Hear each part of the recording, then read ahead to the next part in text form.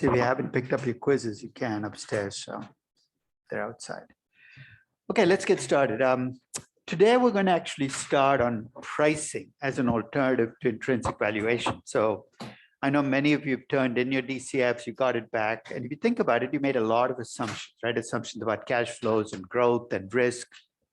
And it made you uncomfortable. I mean, who isn't uncomfortable making forecasts for the future? And it was a young company, it made you even more uncomfortable. So today, when we start with pricing, one of the things I'm going to talk about is the lazy excuse that people use for pricing companies, because most people don't value companies, they're pricing. The lazy excuse is, I don't like to make assumptions about cash flows and growth and risk. So therefore, I'm going to use a PE ratio or an EV to EBITDA multiple or price per subscriber, because I don't have to make those assumptions. Is that true, though? That when you use a PE ratio, you're not making assumptions about cash flows, growth, and risk?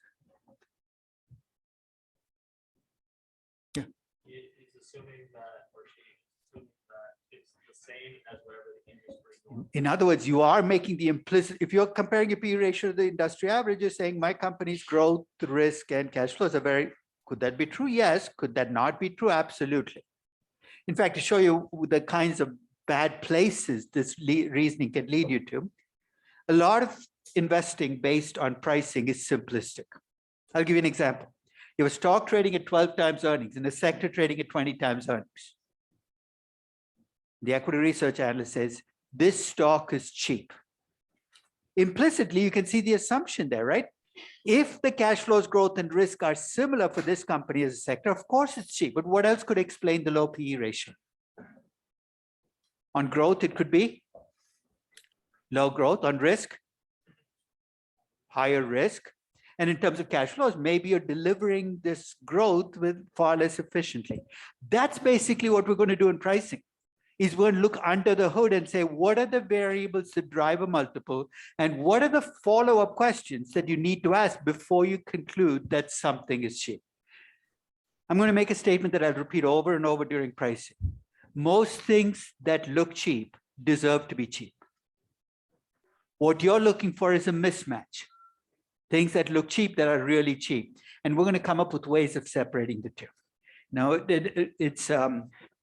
now, whenever I think about pricing, I think about Jonah Hill in Moneyball.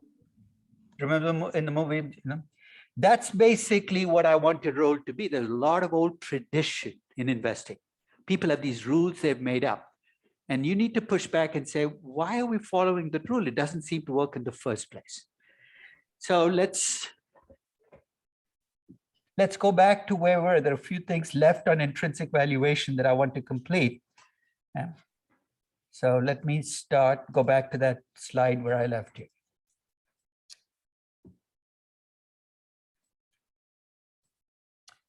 So there are two more groups of companies I want to talk about intrinsic valuation on. And some of you are working with these companies, and you can tell me whether you've run into this. The first is companies with intangible assets, pharmaceutical companies, technology companies, consulting companies, platform-based companies. What's the challenge you face? The accounting is screwed up. What you see as earnings is not the true earnings. What you see as book capital is not the right book capital, because they're taking the biggest capital expenditure of these companies, things like R&D, customer acquisition costs, and treating them as operating expenses. So the challenge you face when you value intangible companies is the accounting statements are a lie. And to get them right takes a lot of work. So the big work in valuing intangible companies is fixing the accounting. So let's take that to the next step. So when you look at these accounting rules and you look at the resulting inconsistencies, you can state categorically that the earnings for technology companies are understated relative to the earnings of traditional companies. Everybody agree with that? If your R&D is being expensed rather than capitalized, I'm understating your earnings. In the same vein, what you see as invested capital at these companies, book value of equity, book value of debt, invested capital, is also understated at these companies for the same reasons. By expensing these items, you're not putting in the books. And if you bring those two things together, when I compute the ROE, the return on invested capital, those big metrics we focus on, for most of these companies, you're going to overstate those numbers.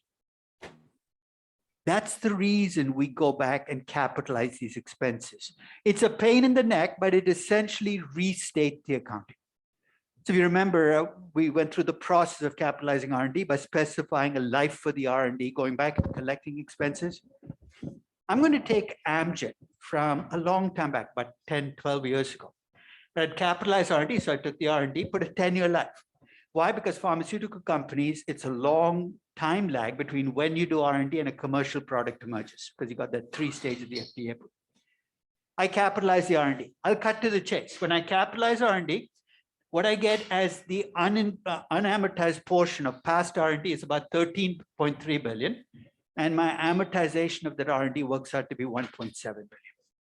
So what I'd like to look at is when I capitalize R&D, what do I do to my numbers? So to make that comparison, look at this column. I've taken a bunch of metrics, net income, book value of equity, return on equity, et cetera.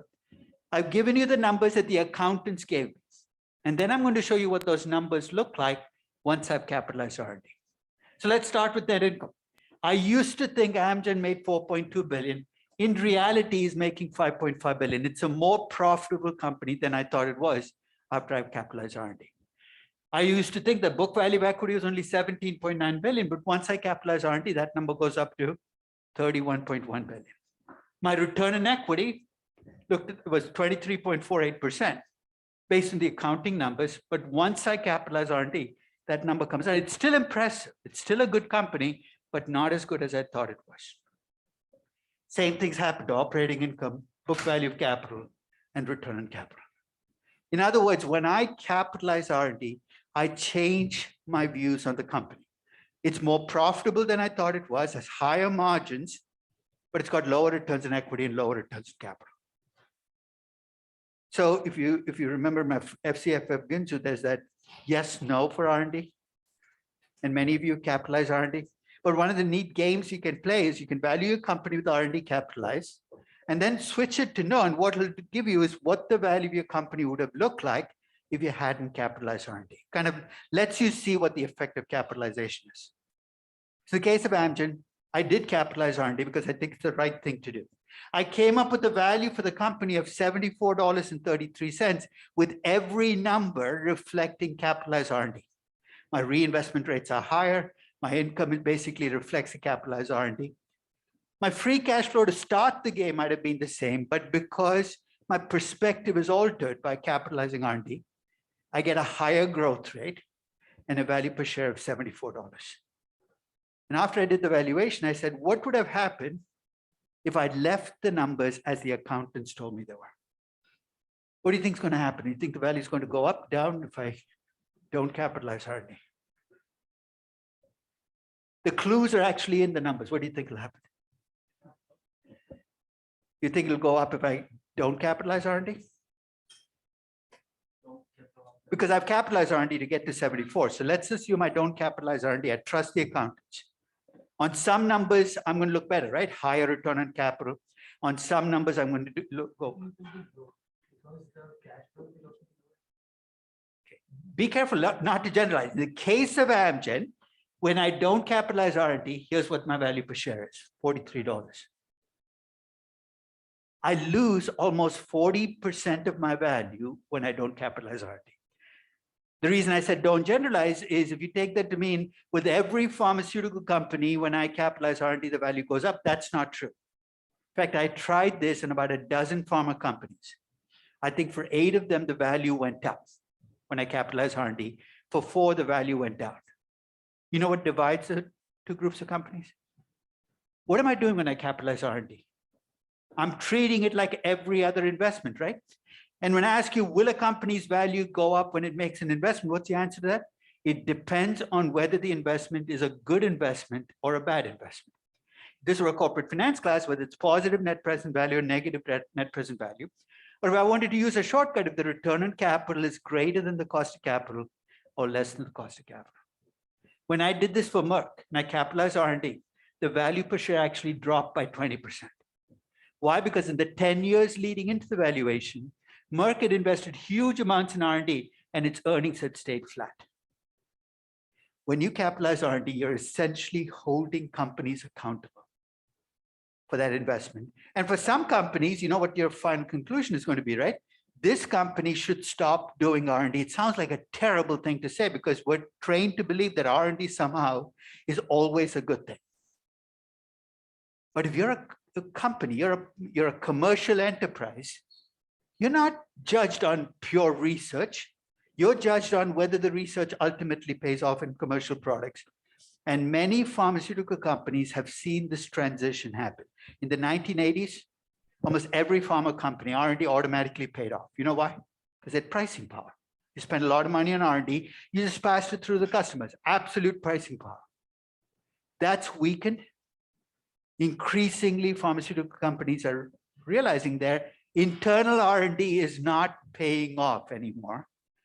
So guess what they've switched to? A lot of them. Acquiring young biotech companies, other young pharma companies. And in other words, they're buying research that somebody else has done because their internal research is not paying off. It's a transition that's happening. And some pharma companies are being squeezed by it and some are adapting. Any questions on intangibles? Let's now talk about commodity companies and perhaps cyclical companies. Say you take ExxonMobil, right? Incredibly mature company, right? Largest oil company in the world. Now we said mature companies, your numbers should be pretty stable. But ExxonMobil's numbers are not stable. Why? Because oil prices move all over the place. And this can be said generally about BHP, mining companies, and commodity companies. Those 4 questions: what are your cash flows from existing assets? What's the value of growth? How risky are you? When will you be a mature company? All can shift dramatically over a short period. Imagine valuing an oil company in March of 2020. Oil prices are down to $30. You look at their existing cash flows, they're going to be through the toilet, right? Basically, you're probably losing money at $30. What's the value of growth? It's going to destroy value. Anything you're doing is destroying value at $30. How risky are you? If you're an oil company that's borrowed money, you're on the verge of disaster. In fact, you might not make it to become a mature company at a $30 oil price. 2 years later, you look at the same oil company. Think about the answer to the question. At a $100 oil price, you're making a ton of money. The value of growth is going to be amazing. Everywhere you go, you're making money. Your risk has disappeared, and you can put off becoming a mature company because, in a sense, your oil price bailed you out. The oil price lurks in the background. It's driving the answers to every question, which means your value for this company is very much a function of what the oil price is and what you think it'll become. So I'm going to start with a statement that's going to sound completely contradictory. If I ask you to value an oil company, you might have macro views about oil. Right now, for instance, this morning when I checked, Brent crude is trading at $103 a barrel. Now, your view might be that this Russian crisis is going to pass, oil prices are going to go back to $50 a barrel.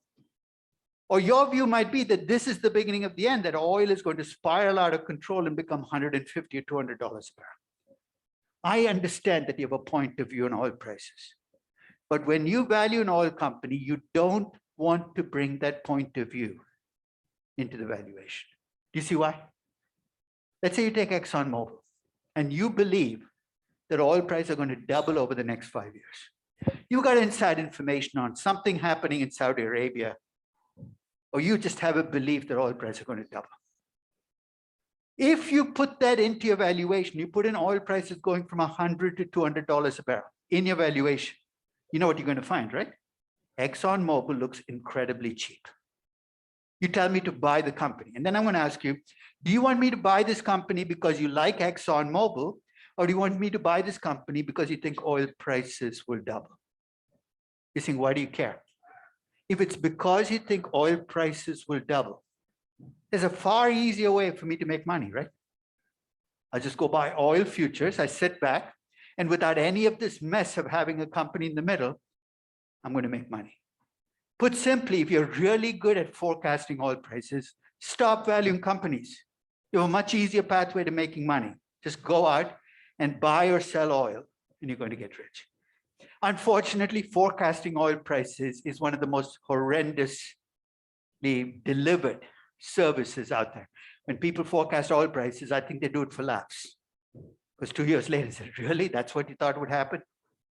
So my suggestion when you value oil companies is leave your views on oil prices outside, be as neutral as you can. And it's not as easy as it sounds when you value companies. So today we're valuing a company, bring in what's in the market, which can include today's oil price and whatever you see in the futures, right? Because that's an actual price, but don't bring in your perspectives, your views on how oil will evolve.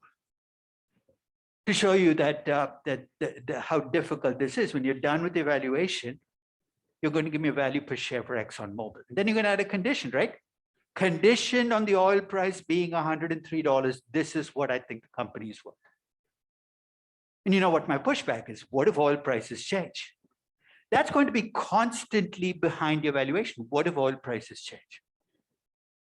So I'm going to draw on a tool that I've already used elsewhere. Remember when I valued the S&P 500 in November of 2020, I felt a lot of uncertainty. And the way I captured or dealt with that uncertainty is I built a Monte Carlo simulation, where essentially I said, this is what I think, but I could be wrong. When you're valuing oil companies, what are you most uncertain about? Oil prices. Today's oil price is today's oil price. You can't change that, but you do know oil prices can change. You don't know which direction. If you give me a distribution of oil prices, I can value your oil company across the distribution. You'd still have to make a judgment today on whether to buy the company or not. But instead of giving you one value at one price, I give you a distribution of value. So let me try this. Heard of Royal Dutch, huge oil company, been around a century or more. It's, I don't know whether it's a Dutch company or a British company. There's a couple of different disguises. But whatever its incorporation is, it's a huge oil company. And this was a valuation I did in March of 2016, when oil prices had hit a $40 mark. There's another one of those phases where oil prices had dropped, they were down to $40. You're saying, so what? It had happened very quickly. In the 12 months leading into this valuation, the average oil price was about $65 a barrel. You know why this is going to be an issue, right? When you pull the trailing 12-month numbers for this company, you're not getting today's oil price, you're getting the $65. Already you can see that if I just use trailing 12-month numbers for this company, I'm going to find them undervalued, not because they're undervalued, but because those numbers reflect a very different oil price. In fact, today you face the opposite problem, right? When you value oil companies and you look at the trailing 12-month numbers, which might be 2021 numbers, those 2021 numbers reflect an average oil price of about $65 a barrel. Today, oil price is 104. So using trailing 12-month numbers already is going to lead to some bias in evaluation. So I did something that I learned how to do after getting damaged from trying to value commodity companies and getting hit by this divergence. I actually restated last year's earnings. You usually don't do that, right? The earnings are the earnings. Why would I restate it? The way I restated them is I asked, what would the earnings have been last year? What would the revenues have been last year if oil prices had been $40 a barrel? Now, your first reaction is, who really knows? And in the case of Royal Dutch, there is actually a fairly straightforward way I can estimate it. And here's what I did. I went back and I collected revenues at Royal Dutch, going back every year to 1989. So that's the purple column. See the brown line? That's the average oil price each year. So let me start with an obvious question. Do the two look like they move together? They look like they move in lockstep. In fact, the R squared, if you don't believe me, is 96%. You know, one of the things that we often worry about is the management of a company. In the case of Royal Dutch, do you even care who the CEO of the company is? What is he or she going to do? Come and watch the oil price a little more carefully? This is an oil price play. And you can see revenues go up and down. But I get a piece of output from this analysis that I can use to predict revenues. I ran a regression of revenues against the average oil price. The way to read this is every $1 increase in the oil price increases revenues at Royal Dutch by about $4 billion. And I feel pretty secure about that estimate with a 96% R squared. You see what I'm going to do? I'm going to go back, use that regression to get my predicted revenues last year. So last year, the oil price had been 40. I'm using the regression to say that the revenue should have been 201 billion. The actual revenues were 220 billion. It looks like I'm overriding the past, but I'm just changing them to reflect the lower oil prices today. If you use that normalized earnings, and the rest of the valuation is pretty straightforward, the value that I got per share was about $39. It's a nice mature company. And now that I've cleaned up and normalized the earnings, I can use, growth rates, cash flows, margins changing. So if you ask me, what's the value of Royal Dutch? I'm going to say $39.31, but then I'm going to add a qualifier, which is given today's oil price of $40. It's a conditional valuation. I actually did this valuation for the Royal Dutch Finance Group. So I flew to Houston. Their finance group is a couple of hundred people. And the obvious question asked was, hey, oil prices can change. What will happen to the value? That's an easy question to answer. The oil price goes up, your value will go up. But that's not a sufficient answer. So here's what I did instead. I took the oil price as a distribution. And this is actually a distribution where you don't really have to make estimates. We have traded oil prices going back 100 years. I went back and looked at the historical data, fit a distribution to the actual data. It's one thing you can actually do in Crystal Ball is if you feed in past data, you can actually fit a distribution. And then I ran a regression where the only variable that was changing was the oil price. Why? Because the rest of the numbers I feel pretty comfortable about. So here's what the simulation does. It goes in and picks an oil price out of the distribution. The first round, it might pick 55, much higher than today's oil price. I get the revenues based on that $55 oil price, which I can because I've got this linkage, and I value the company. Next time, it goes and picks a price of 32. Terrible, but I value the company at 32. As I told you, Crystal Ball, I think the default is 10,000 simulations. Each time, different oil price, different value. But here's what the output looked like for Royal Dutch on the value per share. You see, what the heck am I going to do with that picture? The median value was about $37. Generally, you will find that because these distributions have right tails, that the median will be lower than the average. But I get a lot more information. The actual oil price, when I did this, was $43 a barrel. If you ask me, is it possible that Royal Dutch is worth more than 43? I can now count the number out and say there's a 37% chance you're undervalued and a 63% chance you're overvalued. Think as a portfolio manager, how much more information you have. If instead of having 100 companies, value per share, price per share, I gave you the distribution and you could make a judgment based on the distribution. Anytime you face a major uncertainty that's terrifying you, don't hide from it. Face up to it. Make your best judgments. In fact, in Crystal Ball, you can actually even build discrete probability. So let's say you're valuing a Russian company and you're saying there's a 75% chance that this company will survive as a company and 25% chance the Russian government could essentially confiscate my equity. You can build that in and essentially let the distribution run, and what you will get is a distribution of value. With commodity companies getting the distribution for commodity prices, you can pull the historical data off. You don't even have to go on Bloomberg. You go online and you look up gold prices or oil prices or iron ore prices. You can get them, you can fit a distribution and actually get the process rolling. Any questions? So I'm going to get the pricing discussion started by going back to a picture I showed you in the very first class. Remember, I drew that contrast between value and price, and I've been kind of obsessed with value versus price. When you say the word valued, I try to correct it, that you really priced it. So let's review. Value is driven by cash flows, growth, and risk. And after 360 slides, we have at least a sense of how to do this, right? In a discounted cash flow valuation, you're trying to wrestle with trying to estimate cash flows, growth, and risk based on the business you're in, and it's the business metrics. What's price determined by demand and supply? At one level, you might say, shouldn't cash flows, growth, and risk be driving demand and supply? Absolutely. But there are other forces that come into play. Why? Because human beings trade and human beings bring in their emotions and their behavior into trading. I mentioned that there's a whole area of finance called behavioral finance. And often I'm asked, how does behavioral finance affect value? The answer is, it doesn't. What it does, it affects how you think about price and why price can be different from value and what might cause the difference to go away.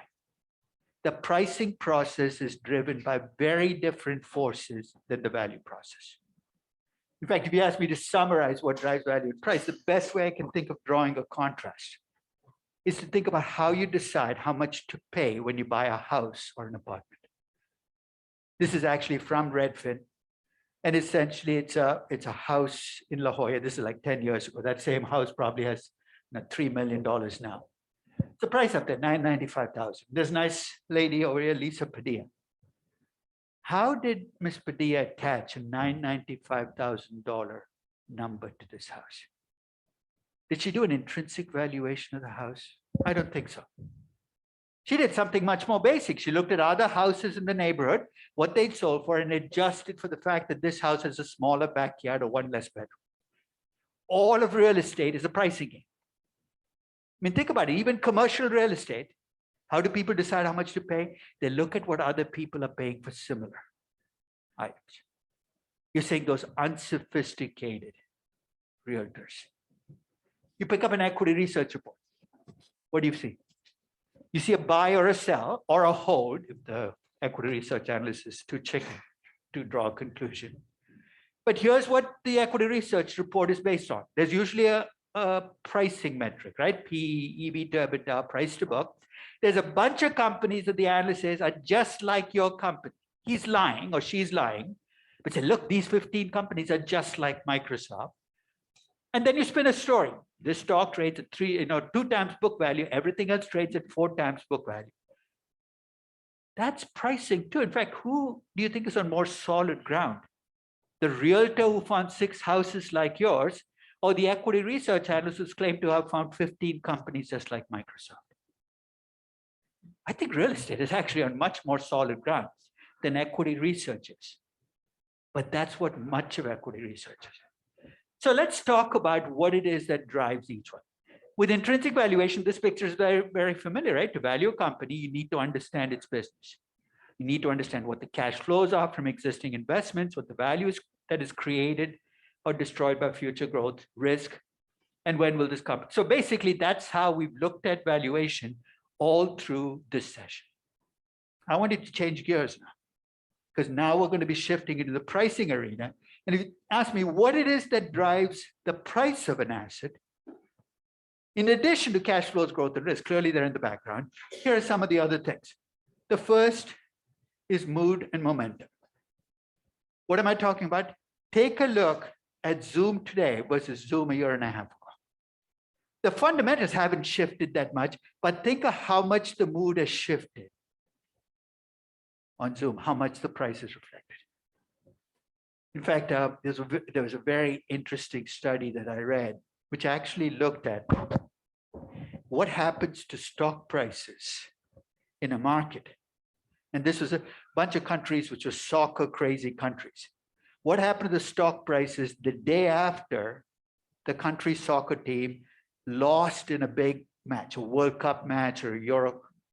You know what happens? Stock price tends to drop, or stock prices collectively drop about 3%. Saying why? Nothing to do with intrinsic value. People come in a shitty mood. They're saying, you know what, I feel terrible. I'm going to sell everything. You're saying that makes no sense. Most things human beings do doesn't really make sense. Think of you put your seatbelt on because you want to be risk averse. Then you take off at 60 miles an hour in a 25-mile. That doesn't make sense, but that's what we do. Mood and momentum. Second is liquidity. Anytime people talk about liquidity and float, they're not talking about a value issue. They're talking about a pricing issue. Can price be affected by liquidity? Absolutely. When markets get illiquid, the price is going to reflect that. The third is what I call incremental information. Small pieces of news that by itself you're saying, that shouldn't affect value that much. I remember I was about a few years ago, Apple had a new iPhone coming out. It's a big issue, how well it will be received.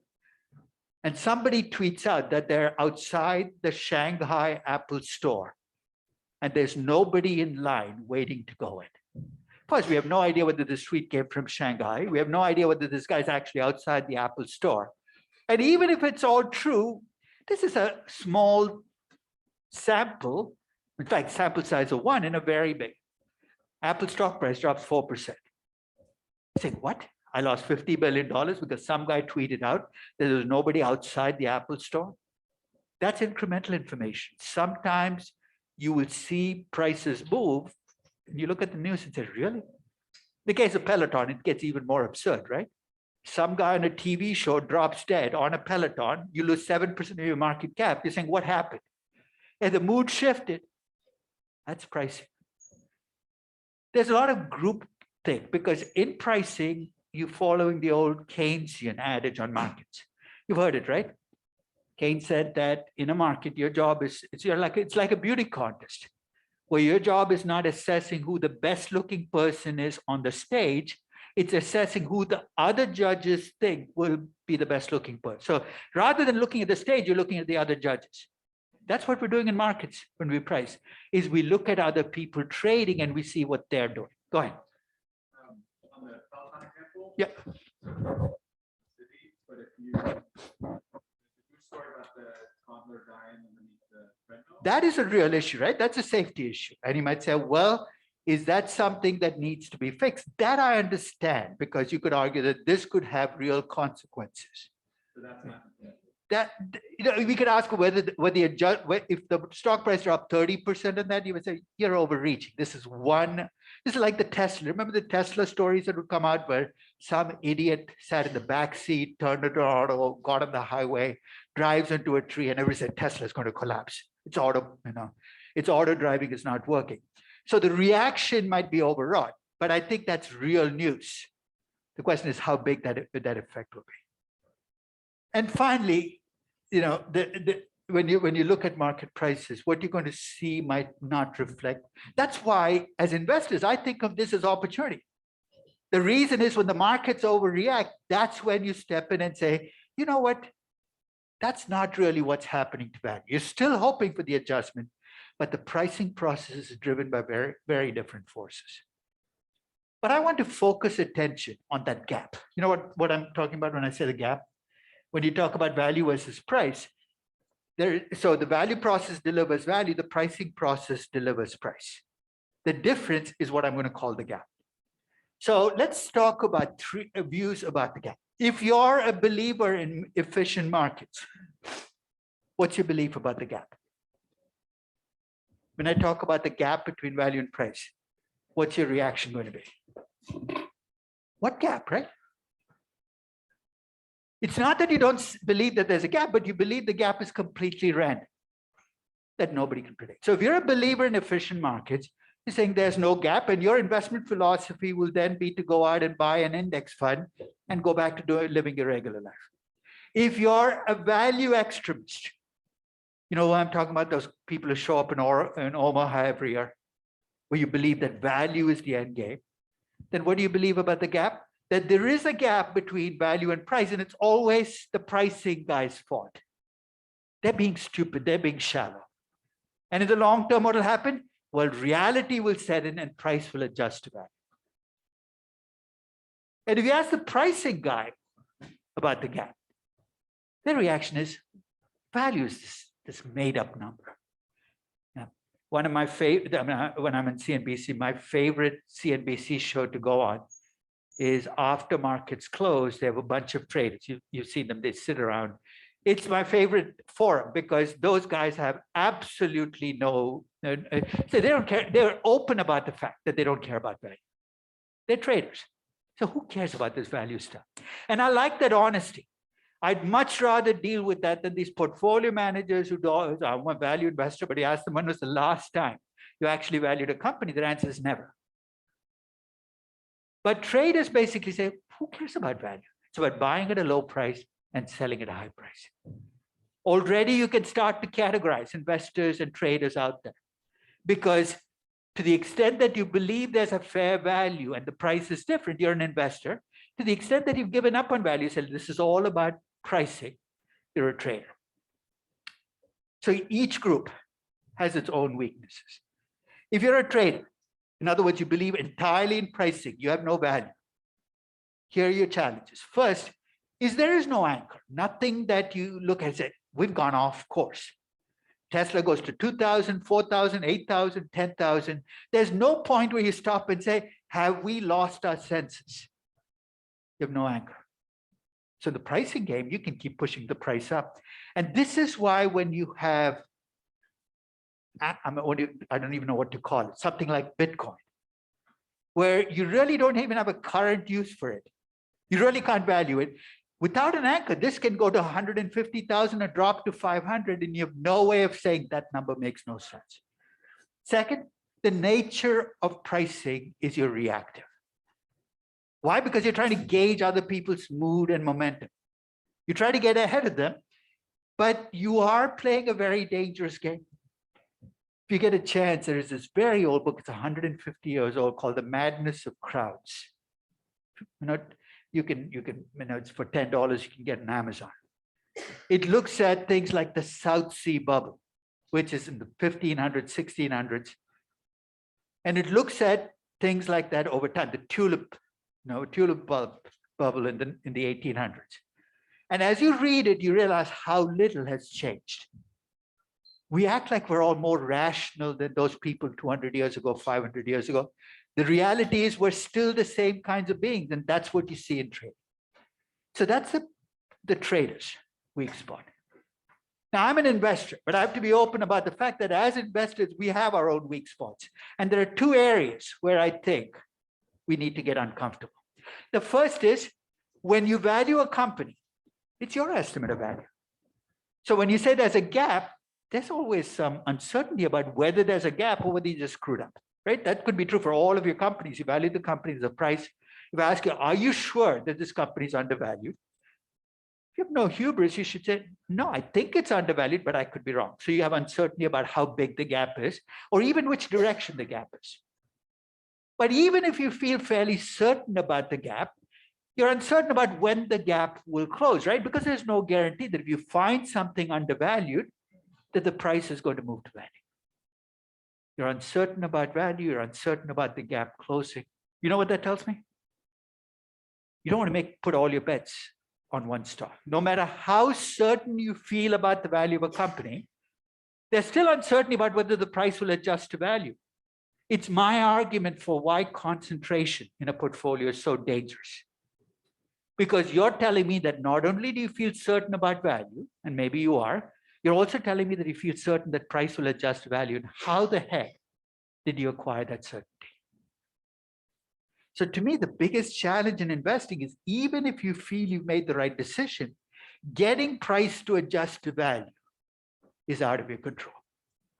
So I'll give you a couple of ways you can approach this. The first is what I call the karmic approach. You buy something undervalued, then you sit there and say, I've done my homework. What will be, and you go back and living your, which means that 10 years later, you could look at it and still stays undervalued.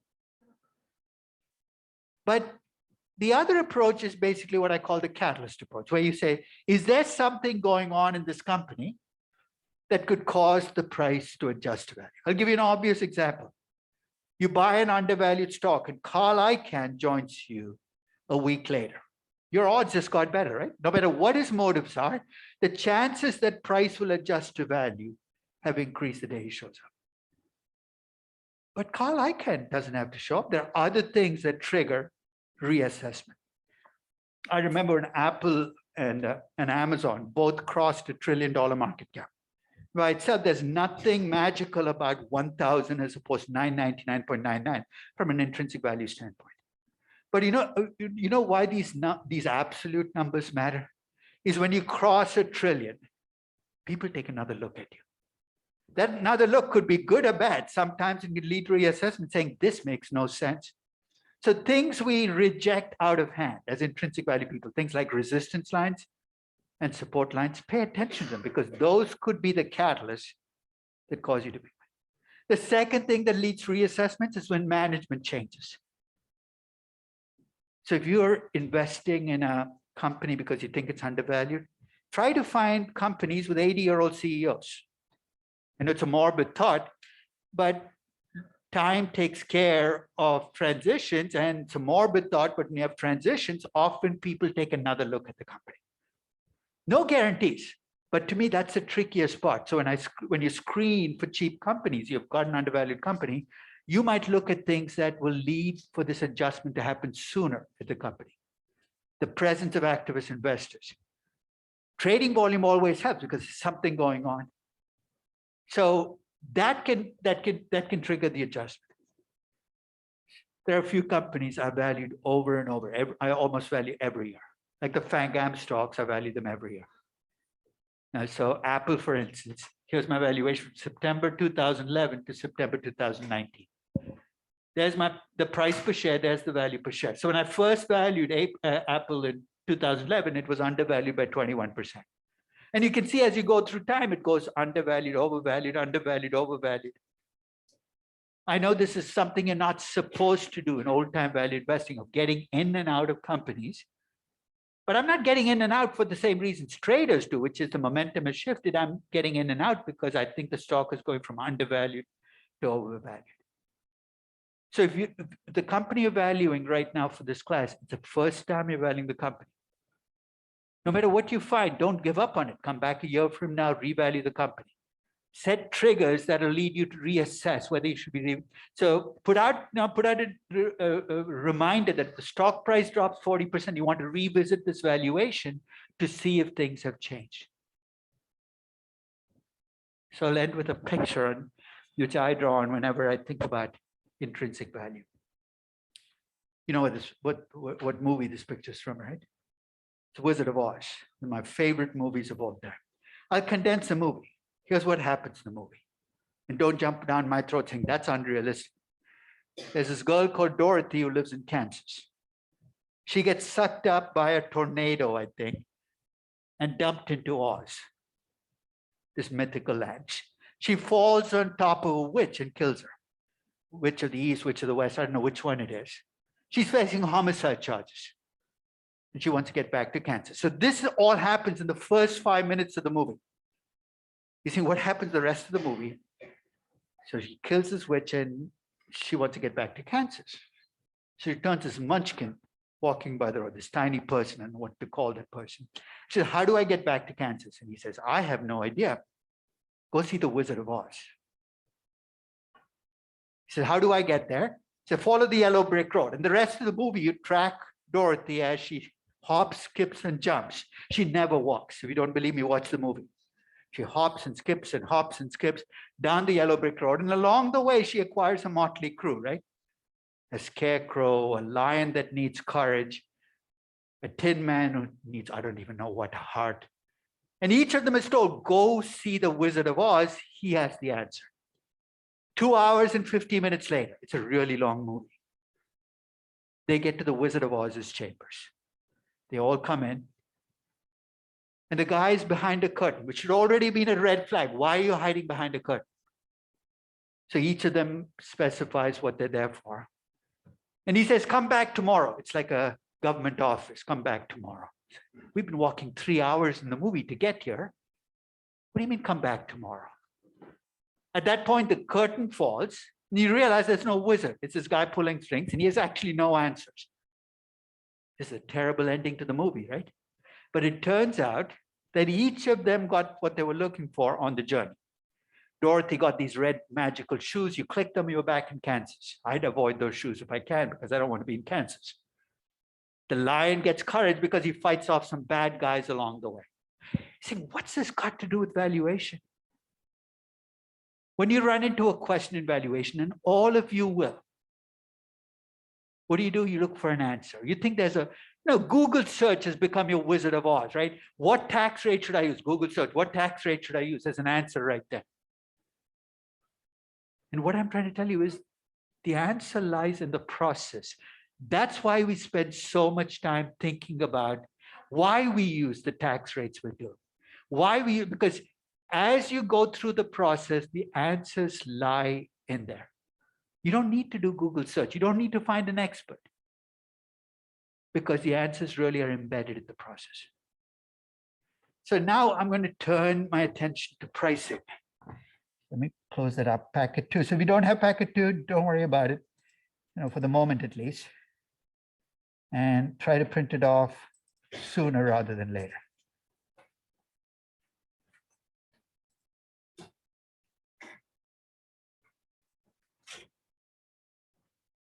So let's talk about pricing.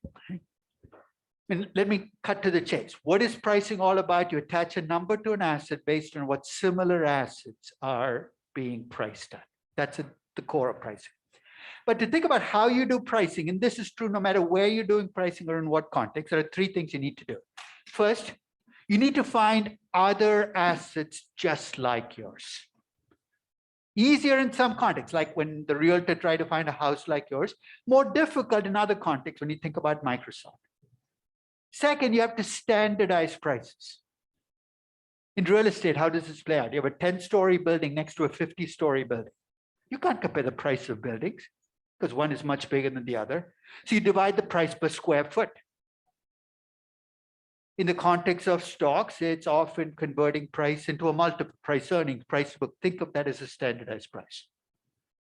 So you find comparables, you standardize the price, then you compare that standardized price. And if there are differences, you ask, could there be a good reason why? If the 10-story building is new and updated and the 50-story building is decrepit, you're going to say, you know what, the price per square foot should be higher in the 10-story building because it's better maintained and it's newer. In the case of stocks, if the PE ratio for a stock is much higher than the other companies, you might say, you know what, the growth in this company is much higher. That's why the PE ratio. Comparables, a standardized price, and a story. You pick up an equity research report, you see those 3 ingredients in pretty much every equity research report. So I'm going to start with a statement, and I think I can back it up. Much of what passes for valuation out there on Wall Street, in consulting, in appraisal, is really pricing. Let me back that up. You pick up equity research reports, and I remember about 20 years ago, I got my hands on about 550 equity research reports from around the world. I must confess I didn't read all of them. That would have been torture. I collected them because I wanted to see how equity research analysts came up with a number for a company, that target price. In 450 out of the 550 equity research reports, it was pure pricing, a multiple, comparables, and a story. 45 were intrinsic valuations. Less than 1 in 10 were intrinsic valuations. 450 plus 45, you're saying, what about the other 55? I couldn't even place them. They were, some were mystical soul searching, some were self-help manuals. I wasn't sure what to put with them. But among the ones I could classify, 10 to 1, pricing outnumbered valuations in equity research. I said, maybe it's different in corporate finance and acquisitions. I was able to get my hands on 100 acquisition valuations. And there at first sight, it was a more even split, half and half. And then I took a closer look at the 50 that claimed to be intrinsic valuations. And I noticed something strange. What's the biggest cash flow in every intrinsic valuation? The terminal value, and it was coming from using a multiple. That's why I said 80% of banking valuations use a multiple, which is really a forward pricing. So here's the bottom line. If you ask me to make a categorical statement, I'm willing to make it. Most companies are priced, they're not valued. We can talk about why that happens, but that happens to be true. And the first time I saw this, I was a little surprised because I expected more people to be doing intrinsic valuation. It was based on personal experience. At the end of every class, including this one, but you haven't seen it yet, the last session of the class, after people have valued the companies and priced them, I asked them a question. I said, now that you valued your company and priced it, if you had to hang your hat on one approach, which one would you pick?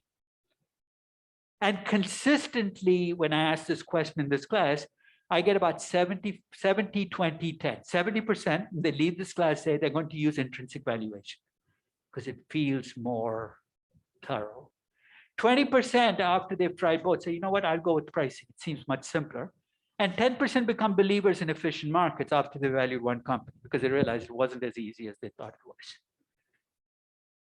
7 to 2, when people walk out of this classroom, they tell me they're going to use intrinsic valuation. I haven't done an exit survey 5 years later, but I'd wager if I track people who leave this class and end up doing valuation in their jobs and ask them the same question 5 years later, I'm sure the statistics flip. That at that point in time, 70% of the people have switched to pricing and only 20%. So the question I kind of wrestle with is, what is it about pricing that ends up attracting so many users to it? And I came up with 3 answers, and you're welcome to add to the 3. The first came to me when I was watching a Seinfeld episode. You've all seen Seinfeld, right? Quintessential New York sitcom. And in this episode, Jerry's, one of Jerry's many girlfriends accuses him of being crazy. She said, Jerry, you're crazy. And he says, if you think I'm crazy, you should see the guy who lives across the hall from me. You know who lives across the hall from Jerry? The guy called Kramer. Relative to Kramer, who's crazy, right? You're saying, what's this got to do with pricing? In pricing, what are you trying to convince me? That something is cheap or something is expensive, right? To show me something is cheap, all you need to show me is more things that are more expensive. You think this is cheap? Look at this, look at this. It's easier to sell something with a pricing than it is with an intrinsic valuation. All you have to do is find things that are in the right direction. So we forget how much a valuation is selling. Because we don't do valuation because we're curious or for analytical purposes, we're trying to sell something. It's easier to sell things with a pricing. Second, it's easier to defend a pricing than it is to defend a discounted cash flow valuation. Again, think of why. When you do a discounted cash flow valuation, your insights are out there for people to pick apart, right? They don't like your growth rate. They don't like your discount rate. Why are you using this reinvestment rate? In contrast, if I told you I'm attaching a number to a company at 8 times EBITDA, because that's what other companies in the sector trade at, think of how small the target is. You don't like the 8 times EBITDA, take it up with the market. Basically, that's what I'm saying in pricing. It's not my fault. I am just the messenger here. You don't like to pay 50 times revenues? Well, that's what everybody else is paying. Easier to defend, easier to sell. And there's a third reason, which sounds cynical, but I think it's a real reason. I'm a believer in intrinsic valuation, but I'm a realist. I think if I do intrinsic valuation, I'm going to be right maybe 56 times out of 100. Anything above 50-50 is pretty good. It's 56 out of 100. And if I do pricing, even if I'm a really good pricer, I'll be lucky to beat 50-50, maybe 51 times out of 100. 56 beats 51, right? But here's the catch. When you're wrong with an intrinsic valuation, you're far more likely to be wrong alone. Think of why. With intrinsic valuation, you're often a contrarian. You're buying when other people are selling. You're selling when other people are buying. By itself, you think this is good. But you know what happens when you're wrong alone? You get fired. It's preservation.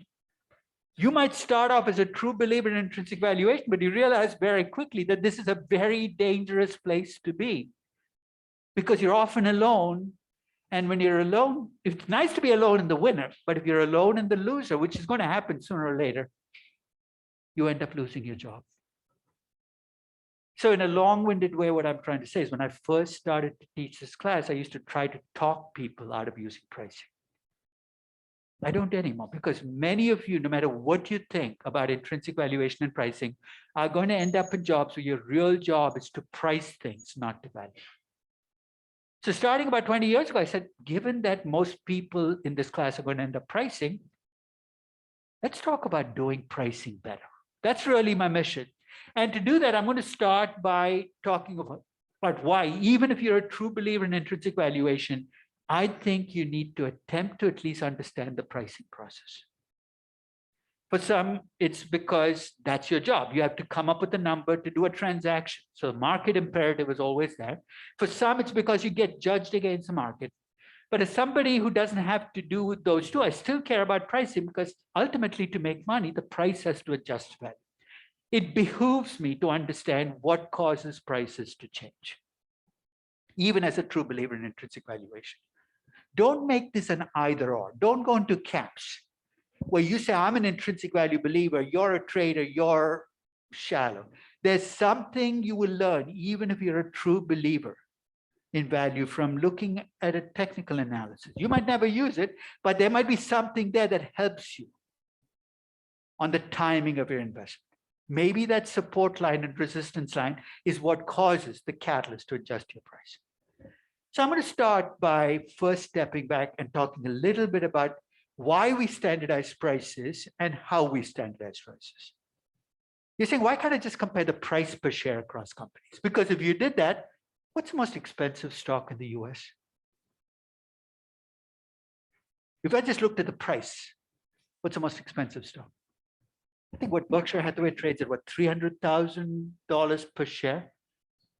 Something like that, at least. And what's the cheapest stock? There are lots of penny stocks that traded. If I just said cheap or expensive based on the price, I'd be buying all those penny stocks and selling. I mean, that might end up being a strategy, but it's not a great strategy. Until you scale price to something, price per share is almost meaningless. I think Tesla is talking about another 10-for-1 stock split, right? The day after that stock split happens, the price is going to drop by roughly 90%. Doesn't make the stock cheap or expensive, the units have changed. So we need to standardize prices. And when you standardize prices, the process actually follows a fairly standard script. In the numerator, you always have some market value number. It can be just the market value of equity, market cap. It can be the market value of equity plus the market value of debt. Think of that as firm value. Or it can be the market value of equity plus debt minus cash. It's called enterprise value. They're all measures of market value. Now, you can cheat and use book debt for market debt because you can't, but basically they're all market assessments of what your company's worth. And here are the choices when it comes to what you scale it to. You can scale the market value to your revenues. Why would you do that? Desperation. If you have a money-losing company, you keep climbing up the income statement till you find a positive number, and revenues are where you go. You're saying, what if I have a pre-revenue company? Then what do? You get even more desperate. You say, is there something I can use that's a proxy for revenue? How many subscribers do you have? How many Lime bikes did you rent out? Market value divided by some unit. Users, subscribers, downloads. If you can't find that, you'll divide by the number of cars in the parking lot. I mean, really, you just need a positive number and you get really desperate. You can divide by whatever you want. So that could be revenue or revenue drivers. You can scale to earnings for companies that have earnings. That earnings can be to equity investors, net income or earnings per share. It can be to all investors, operating income, but you're scaling to earnings. You can scale to cash flows. In what form? With equity investors, you can do free cash flow at equity because you've learned that in DCF. I'm going to do that for every company. But if you want to do things quickly, you can add net income to depreciation and stop that. It's not a full measure of cash flow, but it's a scaling mechanism. Or you can take the operating income and add back depreciation and amortization, which gives you EBITDA. You can scale to revenues, you can scale to earnings, you can scale to cash flows. Or you can scale to book value. What does book value tell you? It tells you what the accountants think this company is worth. It can be book equity, or it can be book value equity plus book value of debt, or it can be book value of equity plus book value of debt minus cash. If that sounds familiar, that's the invested capital number. Next time you look at a multiple, break it down. What's in the numerator? What's in the denominator? Because I'm going to suggest a 4-step process for deconstructing multiples that if you follow religiously, you're going to get better at pricing. First step. I'm going to stop and ask a question. Is this multiple consistently defined? It sounds kind of opaque, but I'll come back and fill it in. Is it consistently defined? There are some multiples you shouldn't even use because they're skewed. They create biases. Second stop is I'm going to call in the Jonah Hill in me and say, hey, let's look at the numbers. You can't just look at the average. Look at the distribution. Look at the data. What can you learn from the distribution? Statistics. And don't just stop average, median, look at the whole distribution. And along the way, you're going to see that multiples have these very strange distributions that make averages really dangerous numbers to focus on.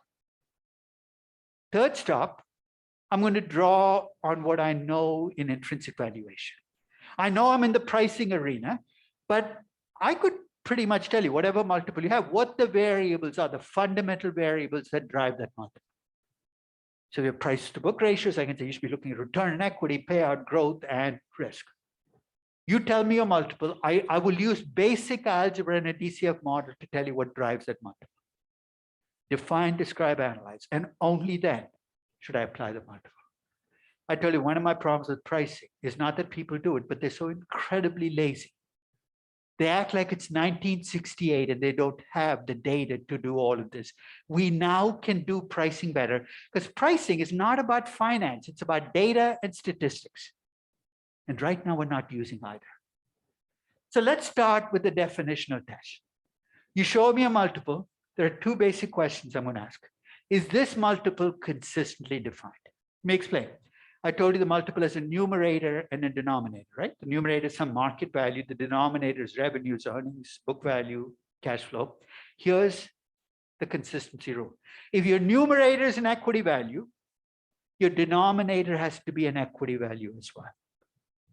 So let that file away.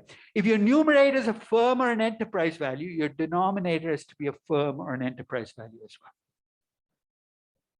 So let's try a few multiples. Price earnings ratio. What's in the numerator? Equity value, firm value, enterprise value. Price earnings ratio. It's equity value. What's in the denominator? Earnings per share, which is equity income. So thank God for small blessings. The most widely used multiple in the world is okay. What about EV to EBITDA? What's in the numerator? Market value of equity plus debt, supposed to be market value of debt, but people use book value minus cash. A market estimate of the value of the operating assets of your company, right? What's in the denominator? EBITDA, a metric I absolutely dislike, but really a rough measure of cash flows from the operating assets. EV to EBITDA makes sense. You're saying, what would? Remember I told you I looked at 550 equity research reports from around the world. 9 use price to EBITDA as the metric for finding cheap stocks. One of them happened to be a student who had gone through this class like 10 years earlier. I recognized the name. I went and looked up his grade. Wasn't good. Kind of set up the questioning. So I called him and I said, now I've been looking at equity research report. Very impressive. I threw that in front. Then I said, you're using price to EBITDA. It's not consistent. He said, no, I'm being consistent. I said, what do you mean you're being consistent? He said, I use price to EBITDA for all 15 companies in my sector. I said, that's a very strange definition of consistency. But have you been noticing that companies with a lot of debt keep looking cheap to you? He said, yes, I've been noticing that. I said, have you ever stopped and thought about why that might be happening? You see why when you use price to EBITDA, companies with a lot of debt are always going to look cheap? What's in the numerator? Market cap, right? So play a game. Let's assume you go out and borrow huge amounts, buy back shares and reduce your equity. Your market cap will shrink because you have fewer shares outstanding. Your EBITDA is earnings before interest, taxes, depreciation, amortization. You can borrow money till the cows come home. That number stays where it is. When you use price to EBITDA, you're going to find highly levered companies look cheap. And before you feel too superior to this guy, think of all the equity research reports that you see that use price to sales. You know why people get away with it though, right? What's the sector you see price to sales used most frequently? Technology companies, you see it used a lot. You know why they get away with doing it? Because they tend to have purely accident that they don't have much debt. If they did have debt, you'd be in serious trouble. Is it consistently defined? Is it uniformly estimated? You see why that matters? If you're comparing across 16 companies and you're doing PE ratios, you better make sure earnings per share is computed the same way for all 15 companies. We used to think that if you had the same accounting standards, GAAP, IFRS, that this was taken care of, right? But we've discovered in the last 20 years that even the same accounting standards, companies have enough discretion that a conservative company is always going to look expensive relative to an aggressive company within the same set of rules, because aggressive companies use their discretion to report higher earnings. So let's try this consistency part on a couple of multiples. As I said, PE ratio is most widely used multiple in the world. Everybody knows what a PE ratio is. Even Anna Kournikova seemed to know what a PE ratio was. You guys remember Anna Kournikova? She masqueraded as a Russian tennis player for like a decade. Won absolutely nothing, but was in every commercial you could think of. So this is a commercial in 2000 or 2001 for Charles Schwab. I almost canceled my Schwab account after the commercial came out. So the commercial, here's what's happening. Anna Kournikova is playing somebody, must have been an actress because she was actually winning. And in tennis, every 2 games, you switch sides to kind of even out the environmental or the sun. So they cross in the middle of a tennis match. And Anna turns to this actress she's playing and says, price earnings ratio is price divided by earnings per share. And then she kept going on something about preferred dividends completely over my head. Turned off the TV and I said, does Anna Kournikova really know what the PE ratio is? It's true the numerator is usually the current price, right? It's kind of though there are some some technical analysts who prefer to use average prices, which I've never understood. How the heck do you buy a stock at an average price? It doesn't make any sense. Your numerator is usually the current price. It's in the denominator that you can get all kinds of variations. I can divide price per share by earnings per share in the most recent fiscal year. In January 2022, if I'd done that, you know what the most recent fiscal year would have been for most companies? Would have been 2020 because 2021 numbers hadn't come out. I can divide price per share by earnings per share in the last 4 quarters. That's called a trailing PE. I can divide price per share by expected earnings per share in the next 4 quarters, which is forward PE. Or I can divide price per share by expected earnings per share in the year 2030, which is really, really forward PE. Why would I do that? Desperation again. I'm the biotech analyst. Every company in my sector is losing money. The only tool I have is PE ratios. I'm screwed, right? Because the earnings are negative. So what do? I project out the earnings per share for every company, divide the price today by earnings per share 10 years from now and say, this company looks cheap. It's trading at 8 times 2030 earnings. When you're scratching it, so what exactly does that mean? He sells you the stock and moves on. So when you look at PE ratios, don't be so quick to assume that what you call PE and what I call PE are the same thing. In fact, when somebody says, I found a stock with a PE ratio of 12, I says, can we just pause here and tell me how you got PE? And they give me this look like, you teach valuation, don't know what a PE ratio is? I said, look, Anna Kournikova knows what a PE ratio is. I don't, can you humor me and say, because until I know exactly how you computed a PE ratio, I can't even respond. So let's build on this consistency because it gets trickier. Let's say you're assessing PE ratios for technology companies, right? So you got the market cap of every tech company and you have a share count on every company, but these companies have options outstanding. Some have lots, some have few, some have in the money options, some have out the money options. And the question we often face is, how do you compute earnings per share when the share count when you have all these options outstanding? Well, what's one thing that some analysts do? They count all the options outstanding as part of the share count. It's called fully diluted. And they do price to fully diluted earnings per share. Some count only options that are in the money to compute a partially diluted. Some use only primary earnings, saying those options are not shares yet. It's a little unfair because none of these answers quite fits, but if you had to pick one measure of PE ratio across that you can compare across companies, which of these numbers do you think gets you closest? First, if you pick primary earnings per share, divide price by earnings per share, what companies are you biasing yourself against? And what companies are you biasing yourself towards? So you remember, you have companies, some have lots of options outstanding, some have very few. Let's say some have none. If I divide price by primary earnings per share, which of these companies are going to look cheap to you? Think about it. When the market looks at a company, does it see the options outstanding? Obviously, right?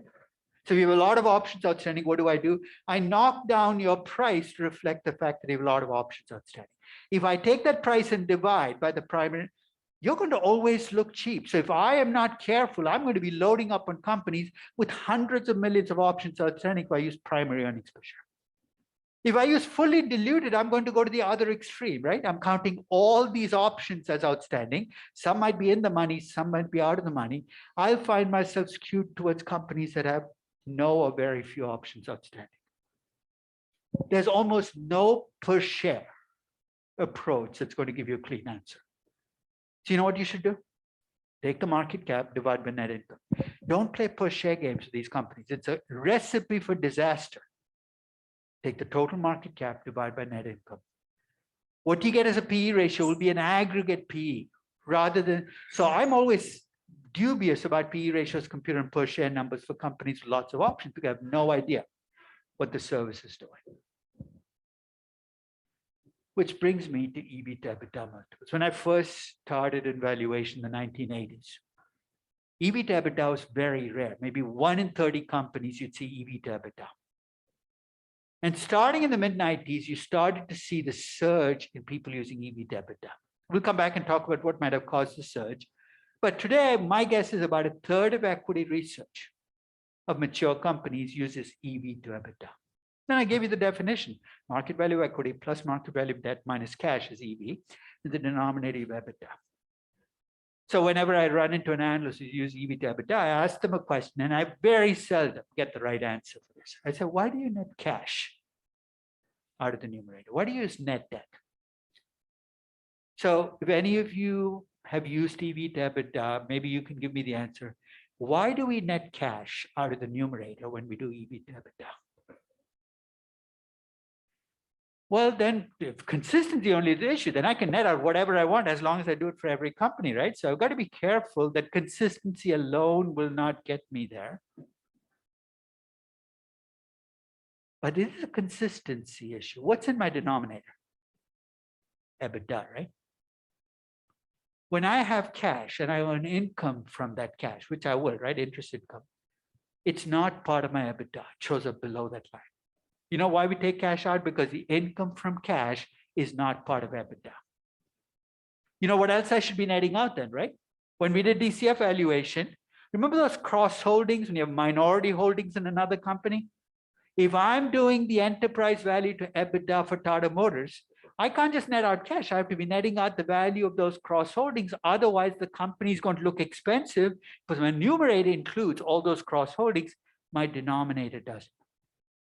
When you have companies with lots of cross holdings, computing an EV to EBITDA, forget about using it, can become a nightmare because you want to match up what's in your numerator to what's in your denominator. So remember that session on cross holdings when you're done with DCF, said, thank God I'll never see that again. Guess what? If you're pricing companies, it's going to come back to haunt you. It's going to show up somewhere along the way. And finally, a couple of weeks ago, I got an email from a person who follows housing. And one of the metrics that people who track housing look at to see if housing is mispriced is they divide the price of a house by what it'll cost you to rent that house. So if you go to any town, you can actually see what they have. So the way they use this is they compare that ratio over time, and this is, housing looks cheap or housing looks expensive. But let's assume you're using it to make a different judgment. You're deciding whether to put your money in stocks, bonds, or real estate. So you want to go where it's cheapest. And let's say that you computed the housing price to annual rental income on the house as your ratio to judge housing. Remember, you want to be consistent. And the question is, what measure of pricing in the stock market would you compare that to be consistent? So I'm dividing the price of the house by the net rental income on the house. Should I compare it to PE ratio? Let me pause there. Why should I not compare it to PE ratio? Because when I do that, yeah, go ahead. Because it's only equity value. And I do housing price, I'm looking at the total value of the house. So if I wanted to make that an equity value, I'd have to look at the portion of the house that I came up with the equity, which is often 15 or 20%, and the portion of the rental income left over after I made interest expenses, right? And since I'm not doing that, P ratios are off. How about EV to sales? Kind of, what is sales on a house, right? So I'm not sure that's even comparable because it's maybe EV to, it's really the choice is EV to EBIT or EV to EBITDA. Which one do you think is closer? I'm dividing housing price by net rental income. I would stop with EBIT because if I wanted to go to EBITDA, then I'd have to think about what tax benefits I get from depreciation. I think it's a close call. You could argue that no, the rental income, I can still get the depreciation on it. But the comparison has to be apples to apples because you're doing equity values, you can stay with equity values. Here, because I'm looking at the total price of the house. If you're interested, there are services that report this by part of the country. These numbers are all at all-time highs. But before you freak out, so are PE ratios. So is the inverse of the T-bond rate. Everything is at highs they've never seen before. But it's like the variation, that equity risk premium we compared across different markets. So that's the first step, is making sure your multiple is consistently defined and uniformly estimated. Second step, as I said, is purely statistical. Now open up your statistics book. I know it's been a long time, and go through that descriptive statistics part, right? So you start with standard, what's the average, what's the median? Then don't stop there. Put up the entire distribution. It's not 1968. We have to stop with the average because dealing with the data was difficult. You can look at the entire distribution. Take a look at that distribution and think in statistical terms. What kind of statistics will this distribution yield? And also think about the bias that is created in your sampling just because there are some companies that you will miss. It's very abstract. So let me take an example. At the start of every year, I put up a histogram. Remember histograms? It's not rocket science. You just count the number of companies, PE ratio 0 to 4, 4 to 8, 8 to 12. This is a histogram of PE ratios for US companies. What is it when you look at the distribution? Remember that distribution we spent a lot of time in statistics classes, normal distribution? Does this look like a normal distribution? Not in the least, right? In fact, PE ratios cannot be normally distributed. Why not? Yeah. No, doesn't really matter. What does a normal distribution require? What are the limits on a normal distribution? What does it have to go from? Minus infinity to plus infinity, right? What's the lowest value of PE ratio can take? 0. You can't go below 0. That's going to be true for every multiple. So you're flooring the multiple. But you ask me what's the highest value, you're always going to get this right 10. You might say, who cares? This is inside statistics. You should care, and here's why.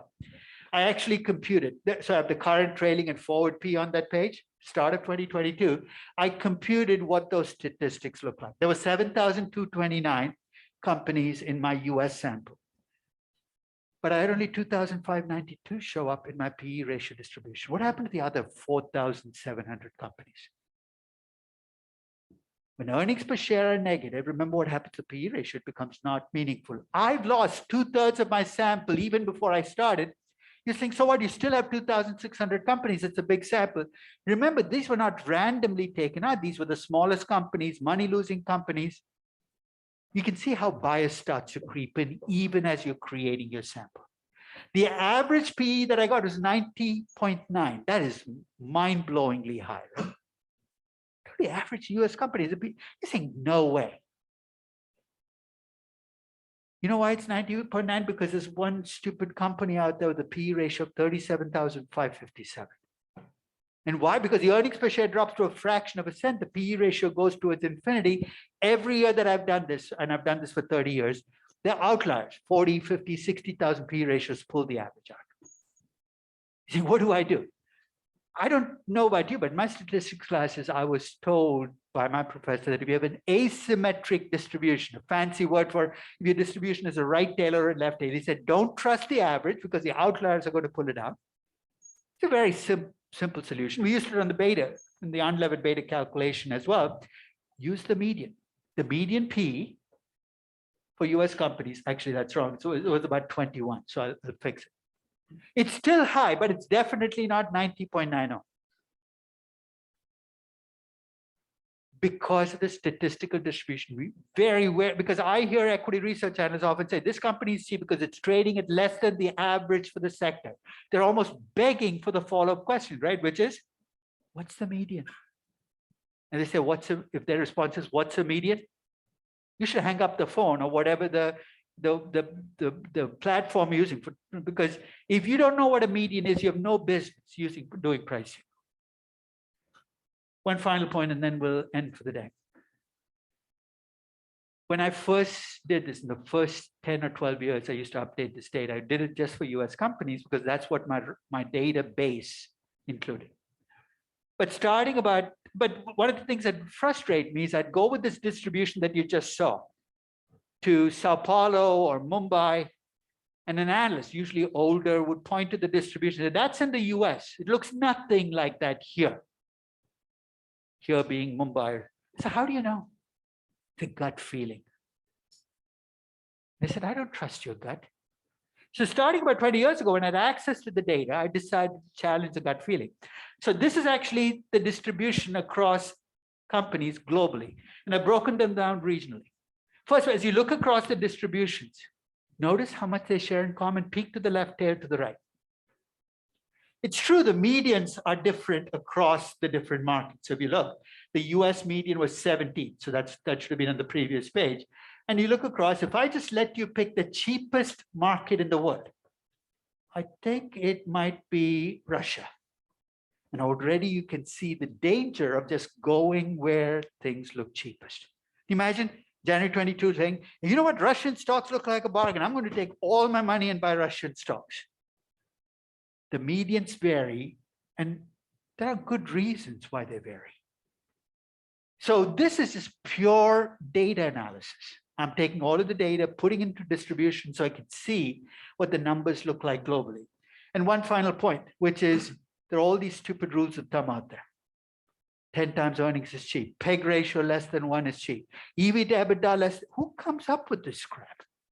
And the best pushback you have is to actually look at the data and say, you tell me 10 times EBITDA is cheap. I'll tell you how many companies trade at less than 10 times EBITDA. There are 2,100 companies. Are you telling me they're all cheap? Push back against rules of thumb using data. Because many of these rules of thumb were devised 50 years ago, 40 years ago, when they might have had some resonance, they no longer apply. So when we come back on Monday, we will continue with pricing. But in a sense, you're going to see a very different way of putting numbers to companies now that we've put this year behind us. Yes.